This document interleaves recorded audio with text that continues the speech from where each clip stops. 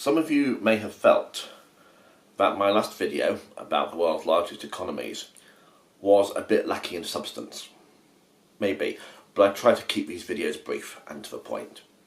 So let's flesh things out a bit. I said that the world's largest economies tend to be big countries in terms of geographical area, and they tend to be big in terms of population size. And some of you may be thinking, yes, but what about resources? Surely resources matter. Yes, they do. But consider that in any developed economy, the largest sector of the economy is probably going to be the service sector. The sector which provides services to people. So loosely speaking, the more people you've got, the larger a service sector you will have. So it's not surprising, therefore, that countries with big populations will be high up in the rankings of the world's largest economies. What about non-human resources? If you look at the largest economies in Africa, for example, they tend to be big countries with big populations, but also tend to be countries with lots of oil, diamonds, etc., resources that we consider to be valuable. But resources are not everything. Just consider two countries in Africa.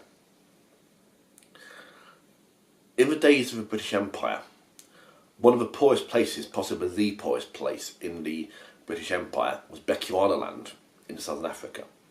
Sparsely populated, not much in the way of good quality farmland, just poorly resourced really. And one of the richer places in the British Empire was southern Rhodesia. And again, it was about resources. There was a lot of good quality farmland there. But now we find the situation is reversed. Bechuanaland is now called Botswana, and southern Rhodesia is now called Zimbabwe. And Botswana has one of the fastest growing economies in Africa, despite being a sparsely populated country. And Zimbabwe is among the poorer countries in Africa. It's poor even by the standards of Africa, which is pretty bad.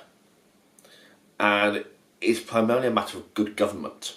Botswana has tended to have good government. Zimbabwe has tended not to have good government. So, in short, yes, resources are important. Having resources of gold, silver, iron, oil, etc. These things are important. Quality farmland is important. Sea off the coast with lots of fish in it, fish that you actually want to eat, is important, is a resource. These things are important, but so too is good government.